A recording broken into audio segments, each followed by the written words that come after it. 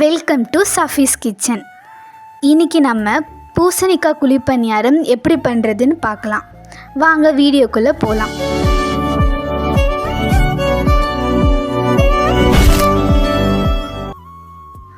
அடுப்பை ஆன் பண்ணிக்கலாம். அதில் ஒரு கடாய் வச்சுக்கலாம். இடித்து வச்ச வெல்லத்தை அந்த கடாயில் சேர்த்துக்கலாம்.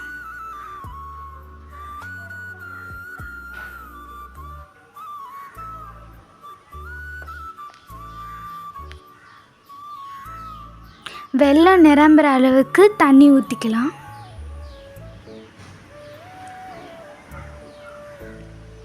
வெல்லத்தை ஒரு கரண்டி வச்சு கலந்துக்கலாம். இன்னொரு அடுப்பை ஆன் பண்ணிக்கலாம். அதில் ஒரு பாத்திரத்தை வச்சுக்கலாம். இந்த பாத்திரத்தில் தான் நம்ம மஞ்சள் பூசணிக்காவை வேக வைக்க போகிறோம். அதில் ஒரு சொம்பு தண்ணி ஊற்றிக்கலாம். நம்ம கட் பண்ணி வச்ச மஞ்சள் பூசணிக்காவை இதில் சேர்த்துக்கலாம். நாங்கள் 1/4 கிலோ மஞ்சள் பூசணிக்காய் எடுத்திருக்கோம். இப்போ வெல்லம் கரைஞ்சிருச்சு.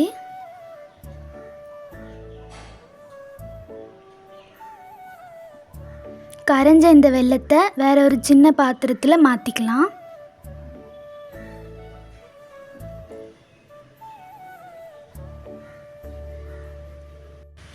பூசணிக்காய் வெந்துட்டுருக்கு.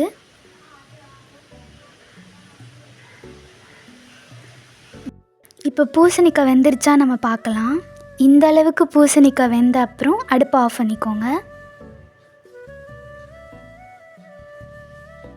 அதை இன்னொரு பாத்திரத்தில் மாற்றிக்கலாம்.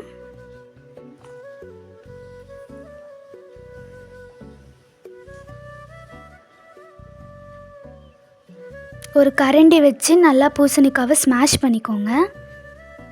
இந்த அளவுக்கு ஸ்மாஷ் பண்ணிக்கோங்க.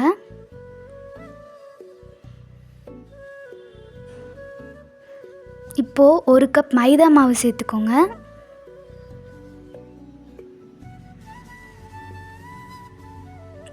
இதை நல்லா கை வச்சு கலந்துக்கோங்க.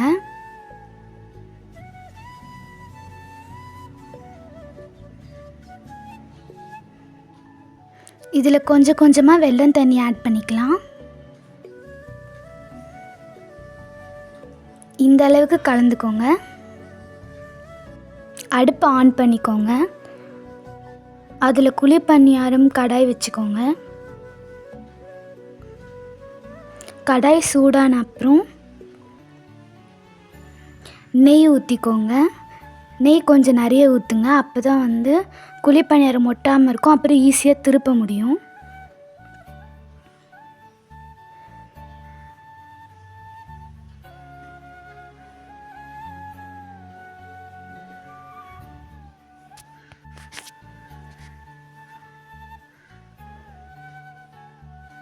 நெய் சூடான அப்புறம் கலந்து வச்ச மாவை ஊற்றிக்கலாம். அதை குழி நிறைய ஊற்றிக்கோங்க.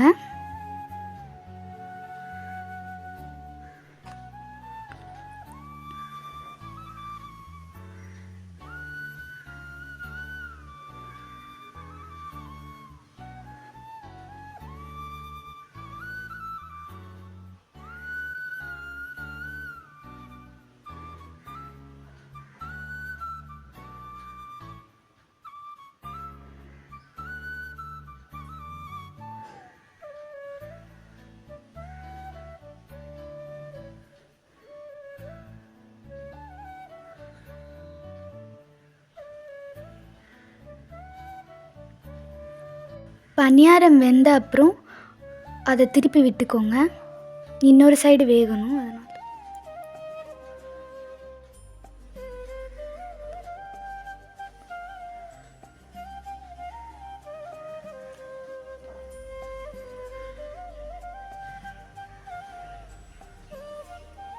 பணியாரம் 2 சைடும் வெந்த அப்புறம் அதை ஒரு பிளேட்டில் மாற்றிக்கலாம். வீட்டில் இதை ட்ரை பண்ணி பாருங்கள். உங்கள் பசங்களுக்கும் செஞ்சு கொடுங்க. மறக்காமல் எப்படி இருந்துச்சுன்னு கமெண்ட் பண்ணுங்கள். லைக் பண்ணுங்கள், ஷேர் பண்ணுங்கள். மறக்காமல் சப்ஸ்கிரைப் பண்ணுங்கள். பக்கத்தில் இருக்க பெல் ஐக்கானையும் கிளிக் பண்ணுங்கள்.